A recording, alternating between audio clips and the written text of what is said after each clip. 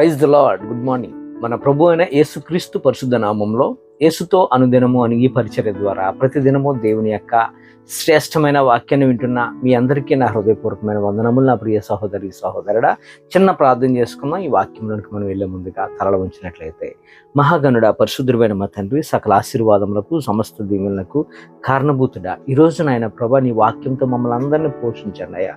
నీ వాక్యంతో మమ్మల్ని అందరినీ బలపరచండి అయ్యా. దారి తొలగిపోతున్న మా జీవితానికి నీ వాక్యమే మా పాదములకు దీపముగా పెట్టినాయన ప్రభా, మీరే మమ్మల్ని సరిచేయమని ఈ వాక్యం ఉంటున్న బ్రదర్స్ అండ్ సిస్టర్స్ ప్రతి ఒక్కరిని పేరు పేరుని మీరే దీవించి ఆశీర్వదించండి అయ్యా. అలాగే ఈరోజు ఎవరైతే నేను వివాహ దినోత్సవాలు అలాగే పుట్టినరోజులు జరుపుకుంటున్నారో ప్రభా, వారికి కావాల్సిన ఆరోగ్యాలు, వారికి కావాల్సిన సహాయము మీరు అనుగ్రహించండి. ఎవరైతే ప్రయాణాలు చేస్తున్నారో వారి ప్రయాణంలో వారి గమ్యములకు నాయన ప్రభా క్షేమకరంగా వారిని మీరే నడిపించమని, ఈ మాటలు వింటున్న ప్రతి ఒక్కరిని దర్శించమని యేసు నామములో ప్రార్థించి వినయముతో అడిగి వేడుకొనిచున్నాం మా యెహోవా తండ్రి, ఆమేన్. God bless you. ఈరోజు ఈ ఉదయకాలమున దేవుడు మనతో మాట్లాడుచున్న మాట శ్రద్ధగా ధ్యానించుకుందాం.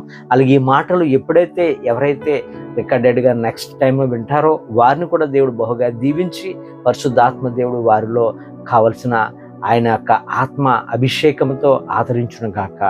ఆమేన్. దేవుని యొక్క మాటలు మనం శ్రద్ధగా ధ్యానిద్దాం. ఈరోజు ప్రభు మనతో మాట్లాడుచున్న మాట 123వ కీర్తన మొదటి వచనం మనం చూసినట్లయితే, ఆకాశమందు ఆసీనుడైన వాడా నీ తట్టు నా కనులెత్తుచున్నాను అని భక్తుడు ఈ యొక్క యాత్ర కీర్తనగా ఈ యొక్క మాటలను మనం చూడొచ్చు. అంటే మనం ఎప్పుడు చేతులెత్తుతాము అంటే నిస్సహాయ స్థితిలో మనం చేతులెత్తుతాం, ఏ దిక్కు లేని స్థితిలో చేతులెత్తుతాం. కాబట్టి ఇక్కడ కీర్తనకారుడు 4 వైపులా దారి మూసిపోయిన సమయంలో, ఆ టైంలో దిక్కు తోచని స్థితిలో భక్తుడు యొక్క యాత్ర కీర్తనలో పాడుతున్న మాటలుగా ఈ యొక్క చరణాన్ని మనం చూడొచ్చు. అంతేకాదు 120వ కీర్తన మొదలుకొని 123వ కీర్తన వరకు ఇవన్నీ కూడా యాత్ర కీర్తనలు. అయితే దూర ప్రాంతముల నుంచి చాలామంది యెరూషలేమునకు వారు ప్రయాణమై యాత్రికులుగా వస్తూ మరి ఆ సియోను కొండ మీద ఉన్నటువంటి దేవుని యొక్క మందిరములో మరి అక్కడ దేవుని ఆరాధించుకోవడానికి మార్గం మధ్యలో వెళ్తున్నప్పుడు ఆ యొక్క కష్టాలు, వారు పొందుతున్నటువంటి ఆ ప్రయాణంలో పొందుతున్నటువంటి ఆ ఇబ్బందులను చూసుకొని, అయ్యా మమ్మల్ని క్షేమకరంగా నీ సన్నిధికి మమ్మల్ని నడిపించవా ప్రభు అని వారు మార్గం మధ్యలో పాడుకున్నటువంటి మాటలుగా ఈ మాటలన్నింటిని కూడా మనం చూడొచ్చు. 120వ కీర్తన నుంచి 123వ కీర్తన, ఈ 4 కీర్తనలు కూడా మనం ఇదే సందర్భాన్ని చూపిస్తూ ఉంటాయి.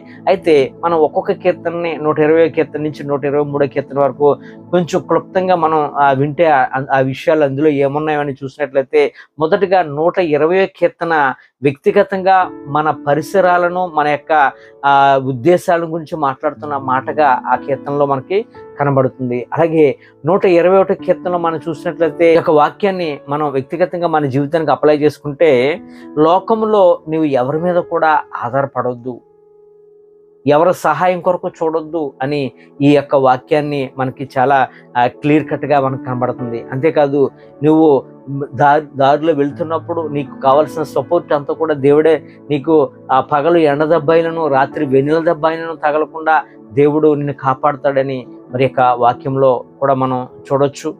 మనకు ఎవరైనా సహాయం చేయాలంటే మనము మొదటిగా మనుషులను నమ్ముకుంటాం. మనుషులు మనకు ఎవరైతే అండున్నారో, మనకు ఎవరైతే బలగం ఉందో, మనకు ఎవరైతే కొంచెం హయ్యర్ పొజిషన్లో ఎవరున్నారో వారు గుర్తుకొస్తారు. కానీ వారు నీకు సహాయం చేయాలంటే మొదటగా దేవుడు వారిని ప్రేరేపిస్తే తప్ప ఎవరు కూడా మనకి సహాయం చేయరు నా ప్రియ సహోదరి సహోదరుడా. కాబట్టి ఏ కొండ మీద కూడా నువ్వు ఆధారపడొద్దు. సియోను కొండ అయినటువంటి మన దేవుడైనటువంటి మన దేవుడి మీద మనం ఎప్పుడైతే ఆధారపడతామో మనకైనా సహాయకుడిగా ఉంటాడు. అలాగే 122వ కీర్తన మనం చూసినట్లయితే, యెహోవా మందిరమును బట్టి ఆనందించమని ఈ కీర్తన యొక్క భావం అయితే ఉంది. అలాగే 123వ కీర్తన మనం చూసినట్లయితే, మనం కొండలను బట్టే కాదు ఆనందించటం, పరలోకంలో ఉన్నటువంటి ప్రభు అయిన యెహోవా దేవుని నామమును బట్టి మనం ఆనందించమని ఈ యొక్క కీర్తన ఉద్దేశమై ఉంది. ఈ యొక్క 123వ కీర్తన మనం ధ్యానిస్తే, కొంచెం క్లుప్తంగా ధ్యానిస్తే అక్కడ వివరణ ఎలా ఉంది ఏంటంటే, ఒక దాసుడు లేదంటే ఒక దాసి తన యొక్క యజమానుడు లేదా తన యొక్క యజమానురాలు మరి చేతి తట్టు చూస్తారు. ఎందుకు చూస్తారు యజమానుడు చేతి తట్టు అంటే, మా యజమానుడు లేదంటే మా యజమానురాలు నాకు ఏదైనా ఇస్తుందేమో వెళ్ళిపోయేటప్పుడు అని ఎంతో ఆశగా ఆ యొక్క చేతుల తట్టు చూస్తారు. ఆ చూసేటప్పుడు వారి దగ్గర నుంచి మనం పొందుకోవాలంటే మన మీద వారికి దయ కలగాలి. దయ లేకపోతే వారి దగ్గర నుంచి మనం ఏమి కూడా పొందుకోలేము. వారి దయ మనం పొందుకోవాలంటే, వారి నుండి మనం ఏదైనా ఎక్స్పెక్ట్ చేయాలంటే, వారి నుండి మనం ఏదైనా బెనిఫిట్ పొందాలంటే, అంటే ఎలా అయితే ఆ దాసులు వారి యొక్క యజమానుల చేతితోటి చూస్తారో, అట్లా పరమ తండ్రి అయినటువంటి యెహోవా దేవుని చేతి వైపుకు మనం ఎప్పుడైతే చూస్తామో, మన మీదకు ఎన్ని తిరస్కారాలు వచ్చినప్పటికీ కూడా, ఎంతమంది గర్విష్ఠులు మన మీద మనల్ని ఇబ్బంది పెట్టిన పరిస్థితుల్లో ఉన్నప్పటికీ కూడా, ఏదైనా నీకు నీవుగా ఇప్పుడు కూడా నీకు నీవుగా పోరాడే కన్నా దేవుని యొక్క చేతి పని సహాయాన్ని మనం ఎప్పుడైతే కోరామో, నా ప్రియ సహోదరి సహోదరుడా, ఆయన మన పక్షంగా నిలుస్తాడు. ఆయన మనతో ఉంటాడు. మన పక్షముగా మన యొక్క శత్రులతో వ్యాజ్యమాడువాడు మన దేవుడు కనుక, మనము మన సొంత తెలివి మీద, మన బలం మీద ఆధారపడకుండా దేవుని యొక్క చేతి సహాయం మీద మనం ఆధారపడితే దేవుడే మన పక్షంగా ఉంటాడండి. ఈ కీర్తనకు టైటిల్ ఇవ్వాలంటే మనం ఏమి ఇవ్వగలం అంటే, కష్టకాలంలో, ఇబ్బందులలో, పరిస్థితులు చేజారిపోతున్న సమయంలో నీవు ఎవరి వైపునకు కూడా చూడకుండా పరలోకంలో ఉన్నటువంటి దేవుని వైపుకు నీ చేతులెత్తితే చాలు, దేవుడే నీకు సహాయకుడిగా ఉంటాడు, నీ పక్షముగా ఉంటాడు. ఈ లోకములో దేవుని ప్రజలకు రానున్న దినాల్లో మన యొక్క విధులలో, మన యొక్క చేస్తున్న పనుల ద్వారా, లేదంటే మనం చేస్తున్న సువార్త వల్ల అనేకమైన తిరస్కారం రావచ్చు, అనేకమైన ధిక్కరణ మనకు రావచ్చు. దేవుని ప్రజలకే సమస్యలు, దేవుని ప్రజలకే ఈ యొక్క శ్రమ ఎక్కువ వచ్చే పరిస్థితులు రానున్న దినాల్లో ఉన్నాయి. భరించటం కష్టమే వాటన్నిటిని కూడా, కానీ ప్రభు ఈరోజు నీతో నాతో మాట్లాడుతున్నాడు. వాటిని భరిస్తూ సహిస్తూ యేసు వైపునకు చేతులెత్తి చాలు. విశ్వాసంతో ప్రార్థన ద్వారా ప్రభు మీద ఆధారపడటం తప్ప మనం ఏమీ చేయలేము. మనకి వేరే మార్గం కూడా, వేరే సోర్సెస్ కూడా లేదు. మన యొక్క సోర్సెస్ ఓన్లీ వన్, యేసుక్రీస్తు ప్రభు వారి వైపు చేతులెత్తి ప్రార్థన చేయటం తప్ప మరొకటి ఏమీ లేదు. నా ప్రియ సహోదరి సహోదరుడా, యేసు ప్రభు వారే ఆయన నామాన్ని కలిగితే నన్ను ఎవరైతే అంగీకరిస్తారో అంటూ వారికి సమస్యలు వస్తాయని ప్రభువే ముందుగా చెప్పారు. మార్కు సువార్త 13వ అధ్యాయము 13వ వచనం మనం చూసినట్లయితే ఈ వాక్యము మనల్ని ధైర్యపరచాలి.